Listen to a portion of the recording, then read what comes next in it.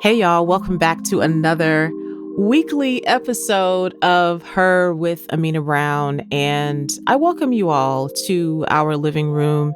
Welcome back to those of you that are here every week or almost every week tuning in. We've had a wonderful year of episodes, y'all. I know I'm already feeling like sentimental as the year is about to end, which is usual for me.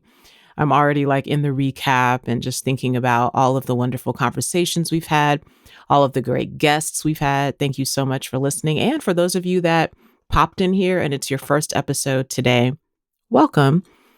This episode, you are potentially listening to this the week before or the week of Halloween. And I have actually been talking with my sister Jamie about Halloween traditions. And I thought it would be cool for us to talk about that. And I would love to talk more about this on social media. So I'll try to put out a question when I do the social media post for this episode to hear what are some of your favorite Halloween traditions for those of you that celebrate. So for the most part, I did not grow up celebrating Halloween. Both sides of my family, my mom's side of the family and my dad's side of the family, are church-going folks. So for the most part, I just remember long swatches of life where I did not celebrate Halloween in the traditional sense that a lot of the kids I went to school with would have. But there are certain Halloweens I remember here and there where I actually got to dress up and it didn't have to be a biblical character. I want to give a shout out to those of you who are listening that grew up in a church or religious setting and the countless ways that those spaces try to give you some semblance of what Halloween could be like without encouraging you to do the devil's work, which is basically how Halloween was viewed in my religious upbringing. Okay. So my earliest, it's kind of interesting because I was going to tell y'all my earliest memory of celebrating Halloween, but I think it's actually out of order because I'm like, surely I had to be 8 years old at what is one of my, what I was going to say is my earliest memory, but I actually have a memory before that. So I'm going to tell you maybe it's my earliest memory now that I'm thinking about it, y'all, because it was the first time I really had a vision for a full costume. It might actually have been the only time that I really had a vision for a costume that I remember having to work at somewhat. So I'll start with this, and then I want to share with you a couple of other memorable Halloween things for me. So I remember when I was 8 years old, I was very much a big fan of Janet Jackson. I'm early entry into this moment. I'm right there loving the Control album. Even as a 6-year-old, I was loving that album. So anything that Janet Jackson subsequently put out after that, like, please, I had the posters on my wall. Any magazines I read that interviewed Janet Jackson during my childhood, I had those cutouts on my wall. I believe I wrote to Janet Jackson's fan club twice, y'all, and included my school picture for her as well. I never got any correspondence back, but I do remember doing that. And I kind of wish that I had electronic versions of that because I would be very curious as to what I thought it was important to tell Janet Jackson. But it's important to tell you that I was a fan of Janet because my first Halloween costume that I ever envisioned for myself was to be Janet Jackson for Halloween. I'm going to tell you right now that the actual implementation of that, I don't think if I saw a picture of myself or if you saw the picture that you would be like, got it, that's Janet Jackson. Because I didn't really have like a look. You know how Janet in the early days wore like a lot of black? It was sort of like a black blazer, black kind of fitted pants, or It was black jeans with like the black t-shirt tucked in. Those would all be things that would subsequently make one think of Janet Jackson. I think that I decided to dress very well for the 80s. And I think now that I have talked to y'all about this, I don't think I actually ended up dressing anything like Janet Jackson. I think my original inspiration for my costume was to be Janet Jackson. I think at the end, I ended up dressing up as a Janet Jackson fan. I remember I was wearing a stonewashed jean skirt with a lavender top, and I had lavender socks to match. And I think I put on, I can't remember if I was wearing church shoes or sneakers with those lavender socks. And I think my mom may have let me put a little bit of like some sort of lavender eyeshadow on or something. And I went out there with my little pumpkin pail and received my candy. But that's my strongest, like, I had a vision for my outfit Halloween costume memory. But let me tell you, one of my most embarrassing moments in life is also connected to Halloween. So when I was 6, which this is why I told y'all these stories are out of order, right? I was 8 years old and I attempted my Janet Jackson costume. But my most embarrassing and probably earliest memory of dressing up for Halloween was when I was 6 years old. And this was the year that I was in first grade. And I actually lived with my grandmother in North Carolina. My grandmother lived in a small town in North Carolina, same town where both my mom and dad were raised. And so I lived with my grandmother for that year because my mom was in basic training, I believe. I may be getting the actual training. Or my mom was in training because she had joined the army. She was going to become a nurse in the army. She was already a nurse. So she was going into the army to further her work in the medical field. And a part of that, which is true for most folks in the military at some point, a part of that means if you have kids, if you have a family, you have your sort of community base, you have to leave them for a period of time. And my mom was at the portion of that where she would have needed to leave me for so long, it made more sense for me to stay with my grandmother for that school year versus going with her when she went to her training in Denver. So I'm living with my grandmother, and I have talked many times here about my grandma because she's just wonderful and entertaining as well. But I have a lot of foundational memories with her because I spent a lot of time with her when I was a little girl. And of course, now that she and my mom and my sister Makita live here in Atlanta, I've had like even more time to have all these like wonderful and hilarious memories with her. So this year, I am going from having lived in closer to Durham, North Carolina. So I wouldn't consider Durham to be this like huge bustling city, but it's definitely a more city place. It's more of a big city than the town where my grandmother lived at the time. And so I had gone to kindergarten there, and then now living with my grandmother. And living with my grandmother wasn't like a foreign concept because we visited her all the time. She visited us all the time. So I remember having a lot of memories, spending time with her there. I'm telling you what's interesting about celebrating Halloween with my grandmother. My grandmother grew up just like my mom and dad, grew up in a Pentecostal holiness church environment. When I lived with her, she was still attending a Pentecostal holiness church. And there are some things I realized about my grandma's chosen rebellion that I love very much as a grown woman, like the type of church that my grandma was raised in and subsequently continued going to as an adult. It was a type of church where women weren't supposed to wear makeup. You weren't supposed to do what were considered secular things, right? Obviously, celebrating Halloween would be included in that, right? But that would also include what, they would have deemed secular music, right? Which meant music that you would not be singing in church, or music that was not written to be about God or sung in a congregation of some kind, right? This would include the movies. The movies would have been considered secular. This also influenced the way that women were supposed to dress. Women were supposed to be, air quotes, very modest, right? Which in Pentecostal holiness tradition meant skirts down to the ankles. It meant women didn't wear pants. It meant we should never be seeing your cleavage. We should hardly even see your collarbone. Maybe we won't even see your shoulders, because all of those things were considered to be potential stumbling blocks for men. I'm just going to have a moment of silence right there.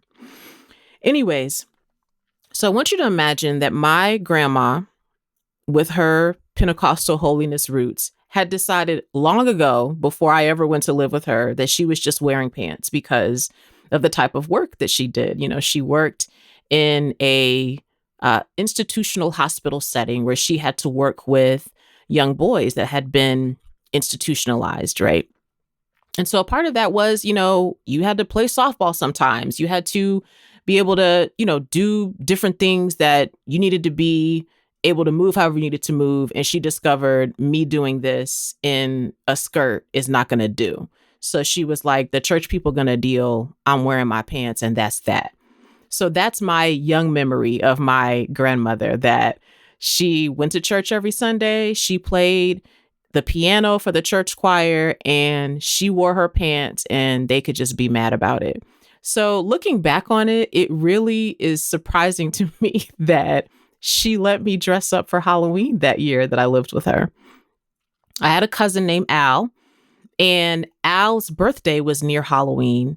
And Al came from, y'all know how family is. Okay, so my great grandmother, my grandma's mother, she had 8 siblings, most of whom were all still living either in or near the town where my grandmother lived, in Goldsboro, North Carolina. So a lot of my cousins, they were really sometimes second cousins to me or third cousins. But because of my grandma's station in the family, even though my grandma was my great grandmother's daughter, a lot of her cousins really viewed her as an aunt, as if she were an additional sibling in a way. So I go to my cousin Al's house, and Al is the same age as me or close in age to me. We're probably within a year of each other. And because his birthday was near Halloween, I mean, why wouldn't he have a Halloween themed birthday party?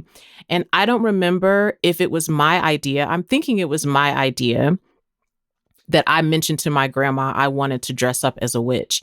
And I'm going to tell y'all, if you didn't grow up in a Pentecostal holiness type of church situation, or if you didn't grow up just religious, like, you may be like, what's wrong with dressing up as a witch? When you grow up in a certain religious environment, that is the devil's work. Period. No one is interested in you being dressed up as a witch. No. But for some reason, that's what I wanted to do. I don't remember why. So she kind of let me have, I wouldn't even say if it was a half costume. She let me have a 25% costume. She took me to the toy store and got me the black pointy hat. And it also came with some plastic fingernails. But instead of you gluing them, they were made so that you could just like pop them on to your fingertips. They were like little plastic circles, and you would just pop them onto your fingertips. And then when you like flipped your hands around, you would have the air quotes witch nails. And then I basically had on my usual kid stuff, pair of jeans, shirt, sneakers, went to the party. So we went to the party at my Aunt Desime's house, who was my great grandmother's sister, right? And my Aunt Desime was Al's grandmother. Okay. And yes, I did say Aunt Desime. That's spelled what would seem like it should be pronounced Daisy May, but no.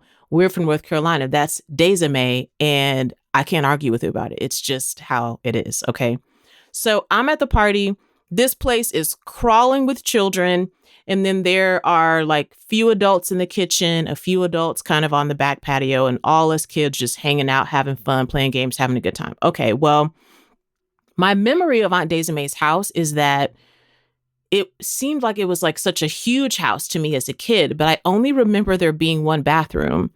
And my Aunt Desiree raised so many kids in that house. I can't imagine that there was only one bathroom, but I'm going to tell y'all that there was only one bathroom I knew about. Okay. And it was on the hall. You know, we all typically in our homes have the bathroom that guests are allowed to use. Or for some of us, we just have one bathroom and then we have to like try to make sure things are like swiped off the counters and like thrown somewhere where guests can't see if they have to use our bathroom that we use every day.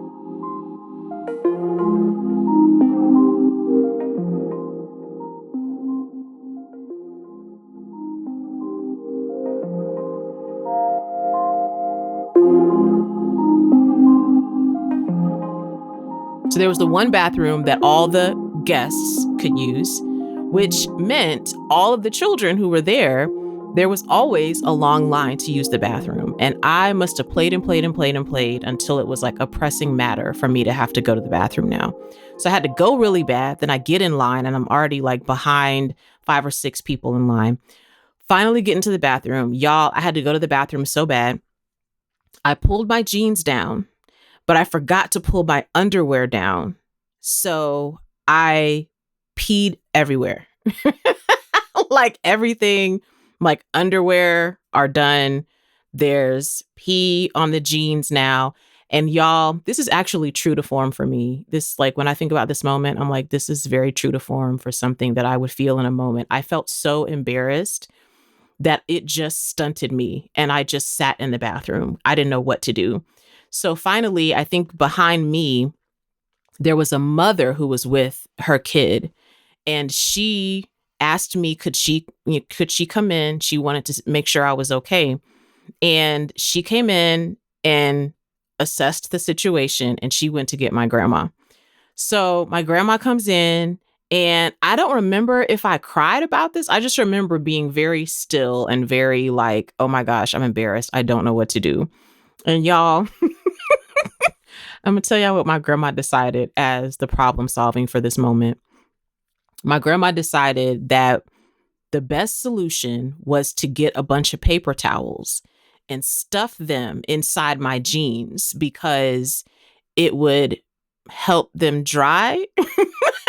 I'm gonna have to bring grandma on the podcast and see if we can get an answer to this. But she stuffed the paper towels in there and tried to dry everything off as best she could with the rest of the paper towels, got me back dressed again and sent me out to play. And I probably stayed and played for another hour or two. And every now and then the other kids would be like, it smells like pee over here. But they could never figure out that it was me. And of course, I'm thinking back on this moment and I'm like, I wonder why my grandma didn't like take me back to her house and change my clothes, bring me back to the party, because Goldsboro is not that big of a town, you know? And then I thought to myself, now that I'm an adult, not that I would advise stuffing paper towels down the pants of a child that's had this type of accident. However, I understand the fatigue in adult experiences. And I understand my grandmother may be thinking to herself, you know, if I go back to my house, I'm not coming back. So this child can either decide if we going home right now or if we're going to try to come up with a short-term solution so you could continue playing and celebrating Cousin Al's birthday, and then we go home. I want y'all to know that that was one of my most embarrassing moments. I don't know, maybe that's why I don't really celebrate Halloween today. But shout out to those paper towels, I guess. Anyways, after that 6, 8, I just don't remember Halloween anymore. I don't remember celebrating that or going trick-or-treating, although I'm certain I did. My next memories are church-related memories because when I turned 12, my mom and my sister and I had moved from North Carolina to San Antonio, Texas. Actually, no, I'm skipping a step. We went from living in North Carolina after my mom finished her training and now she was officially in the Army. Our first place that we were stationed was in the DC area. So I went to school in the DMV. Shout out to those of you that are from that area. I went to school there for a few years. My sister was born there. And then my mom actually got out of the military and decided to get back in the military. And so the military moved us to San Antonio, Texas. And when we moved to Texas, My mom had a period of time before that we weren't really going to church unless we were at my grandma's house, or maybe every now and then, there was a Sunday we went, but that wasn't like a regular part of our routine. And when we moved to Texas, I was about 12. My sister was about 2 years old. My mom started going back to church on a regular basis. She really wanted to work on, her relationship with God, right? So that was my life from 12 all the way through high school was church life. I spent most of my like extracurricular time for the most part was in church activities. And I remember our church used to have our church used to have a Halloween event, but instead of it being called Halloween, it was called Joy Night. And you were typically encouraged at Joy Night to either dress up as a historical figure from Black history, because we were attending a Black church. You were encouraged to dress up as someone from Black history, or you were encouraged to dress up as a biblical character. And there was basically like fun and games and stuff at the church. And then we were either getting like bags of candy at the church, or there was some other arrangement where you could kind of feel like you got a chance to trick or treat. I also want to make a note for y'all that Joy Night stood for Jesus over you. And for those of you who grew up in church, be blessed that I know that made you laugh. Then I also, of course, once I married my husband, at the time that we got married, my husband was a youth pastor. So the church that he was a youth pastor at, their Halloween tradition for the kids was a trunk and treat. That was my first time experiencing that, where different people from the church park in the church parking lot, but with all of their trunks facing out. So everybody's like, instead of backing in, everybody's like pulled in that way.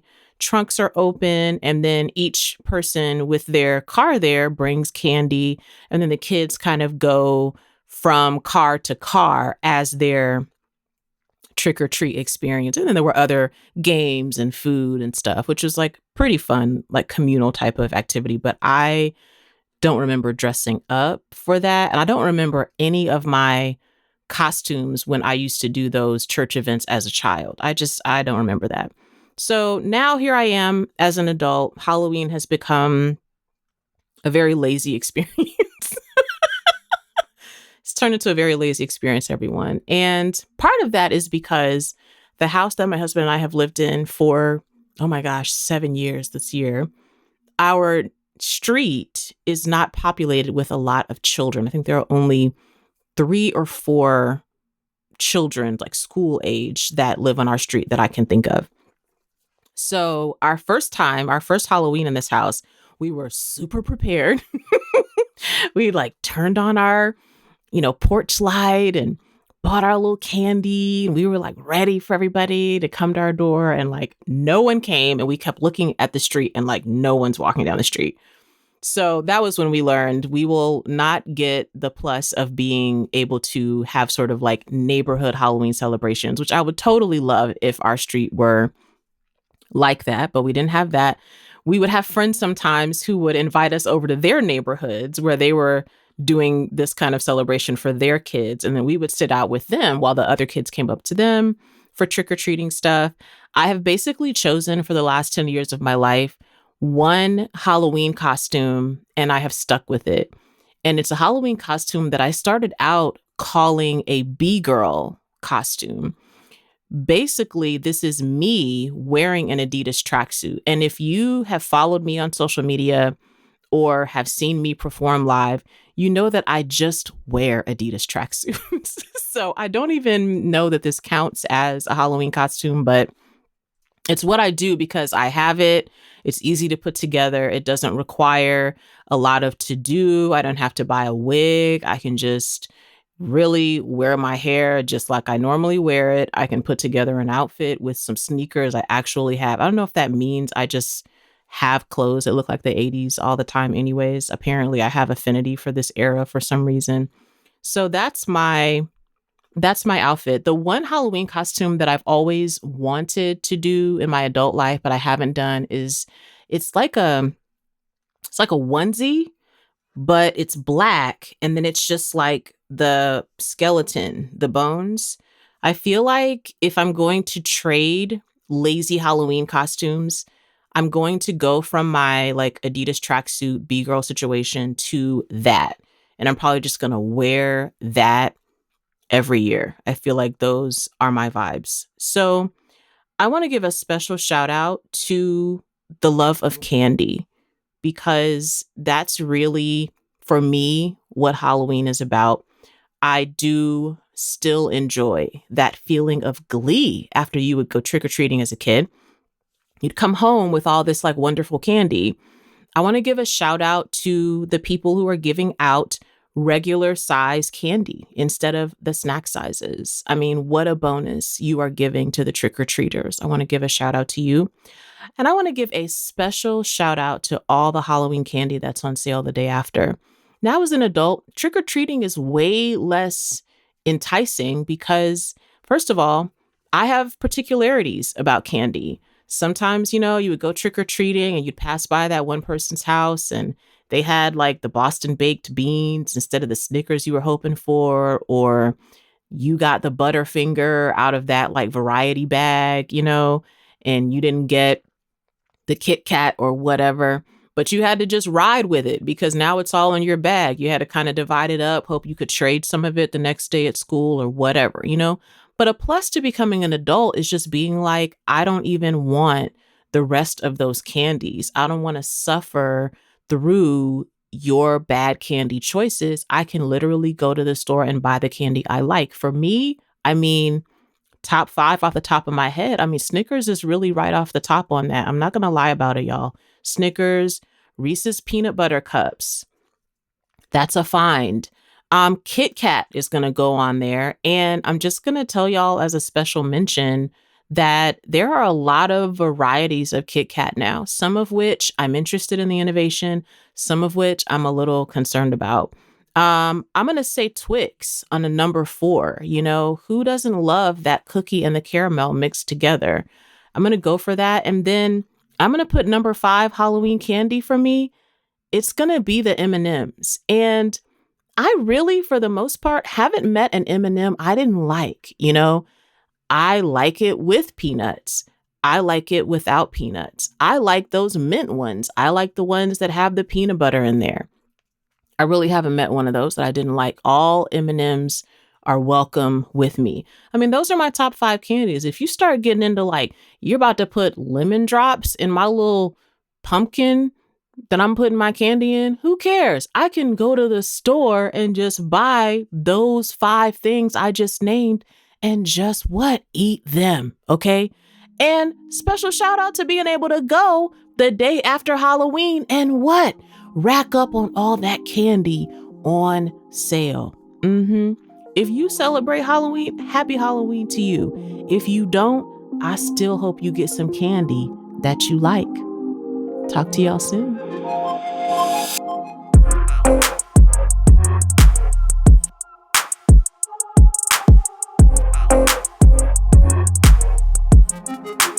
Her with Amena Brown is produced by Matt Owen for Soul Graffiti Productions as a part of the Seneca Women Podcast Network in partnership with iHeartRadio. Thanks for listening, and don't forget to subscribe, rate, and review the podcast.